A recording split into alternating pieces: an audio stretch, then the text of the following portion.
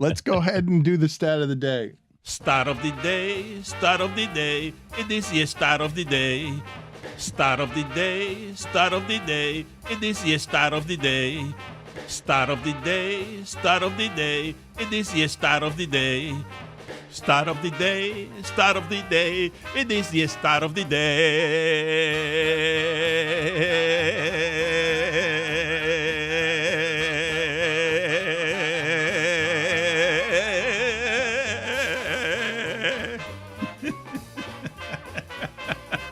Have we been talking about Brett Favre at all today?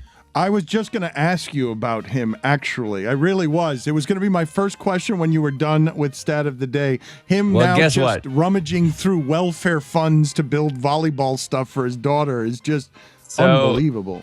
Let's credit Anna Wolf and the other journalists at Mississippi Today who have been on the story for like 2.5 years. So it now appears that in addition to sexually harassing Jen Sturger until she was driven away from the New York Jets and getting paid $1 million for essentially a no-show job, that legendary gunslinger Brett Favre and the former governor of Mississippi, Phil Bryant, conspired to pay him $5 million out of the state's welfare funds to build a new volleyball stadium at the University of Southern Miss, where, weirdly, coincidentally, Favre's daughter happened to be playing volleyball.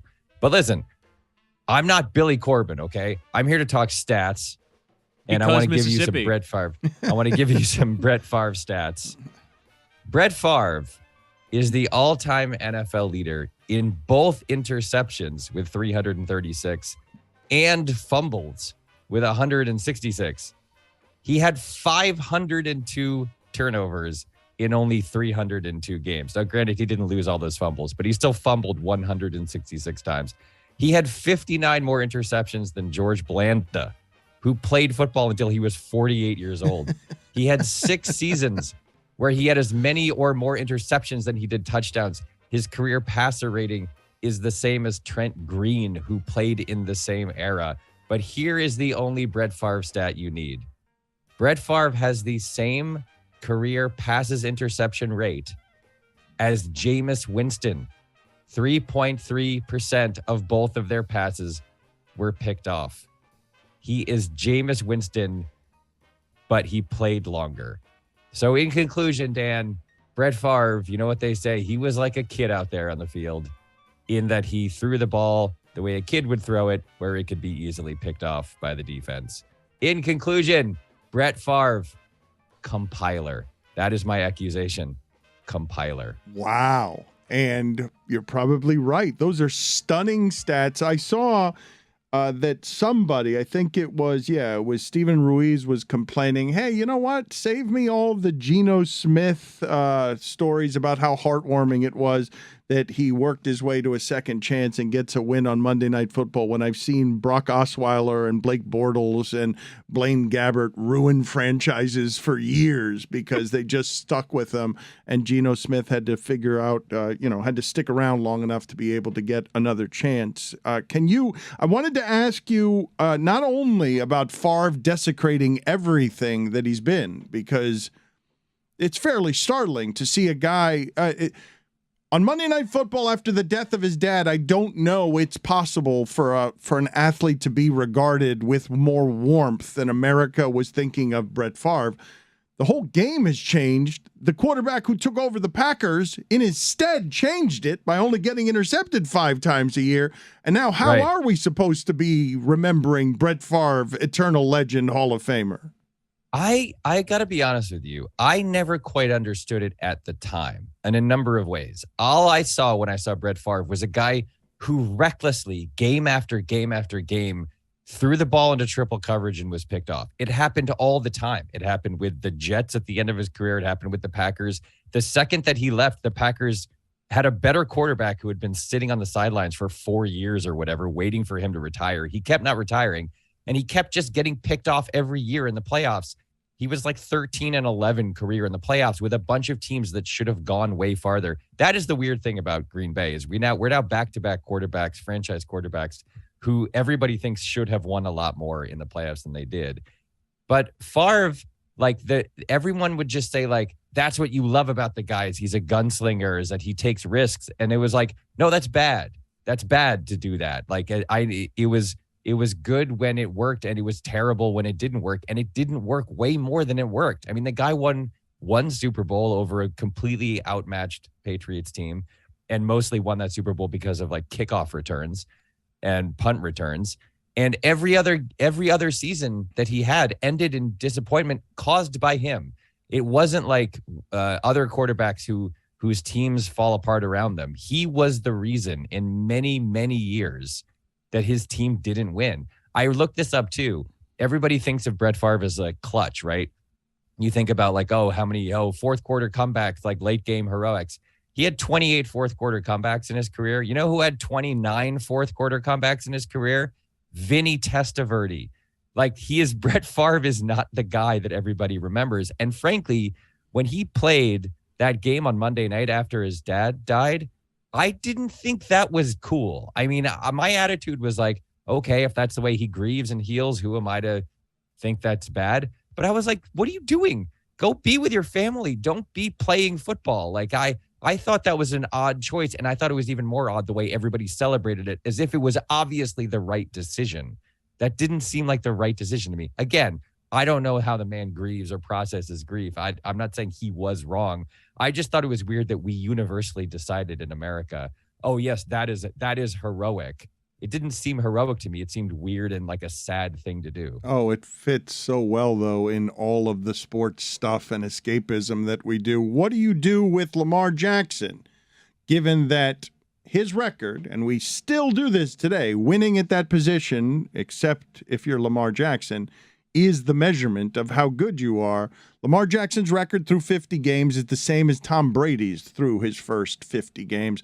And before the season starts, he says nope to $250 million because he wants more of it guaranteed. And everyone is noticing, well, wait, if Deshaun Watson gets all the guaranteed money, then Lamar Jackson, once that precedent has been set, then Lamar Jackson is going to want all his money guaranteed. But it's dangerous to guarantee money to a guy who plays that physical style at that position. So you see what's happening with Lamar Jackson and think what?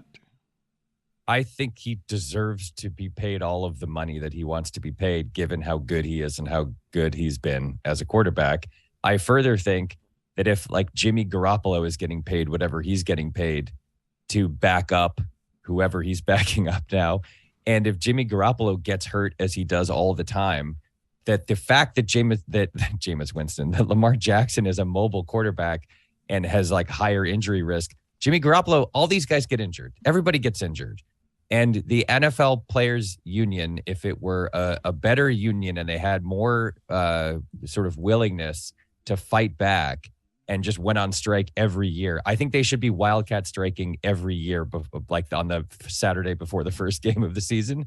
And the thing that they should be arguing for first and foremost is guaranteed money. I think he's absolutely right to want it, and I think he deserves it. And I think he should get it. And because these careers are too short and the game is too tough and they demand too much of these people. And as you've said many times, they're too disposable. And if I were Lamar Jackson, I was good at being quarterback as Lamar Jackson, I would say, no, I want more money and I want it all guaranteed. And I'm not going to play for you unless you give it to me, because someone will give him more than they offered. And that team will become better because he's a better quarterback than whoever that team currently has at the position. Is John Madden singularly responsible for everything you just described about Brett Favre? I think he's a huge factor. Yes, I think that the entire country was enthralled by John Madden, and I think John Madden was enthralled by Brett Favre, and the way that John Madden said Brett Favre in that weird voice that he had, and his like manly, rugged, barrel-chested tones, and the fact that Favre was constantly playing in those games, I think that John Madden was a huge factor in everyone deciding that Brett Favre was actually great, and in fact he was wildly overrated. I'm so glad that Brett Favre has been exposed as a person who stole $5 million in welfare money from the state of Mississippi to build a volleyball stadium, because it's allowing me to grind an axe I've had for so long about how overrated that guy was. A second such crime by Brett Favre where he just steals from poor people. It's not even the first of these. It's not. He was given like $500,000 or maybe $1 million. It's unclear, to do like some ads for the tourism bureau or something, which he maybe did, but maybe didn't really do. The funniest thing is this text that came out. You should all go look it up if you haven't already. The text is like, there's a text from him to someone involved in this scandal where he says, "Hey, let me ask you a question. If you pay me, will the media ever find out where the money is coming from?" And they're like, no, don't worry about it. And I put this on Twitter yesterday, but if you're ever in the position where you're texting a government official and saying like, "Hey, if you give me public money, will anyone ever know where it came from?" You're doing something wrong with your life. And Also, this guy, don't this text is like, that. yeah, don't text it. Yeah, how Paper dumb trail. do you have to be? All of these people recently, there's been this major trend of people putting their crimes in writing, which I guess, thank you for making it easy. But this is strike like 7 for Brett Favre. Like, I don't know that anyone has ever, after his career has ended, squandered more goodwill than Brett Favre has. Maybe Schilling. Okay, O.J. Simpson. That's fair. I'm now wondering if Mike has like this secret list of other people in sports who bothered him, who would conveniently Grind some axes. It'd be great if they conveniently had a downfall so he could publicly come after them. That would be great. I mean, I'm not going to say who they are. If another one of these people gets involved in a scandal, I will come on and just. How many of them away, wore baby. pinstripes professionally? Not a crazy amount, probably like 120. Okay, I can't wait to discover these over time.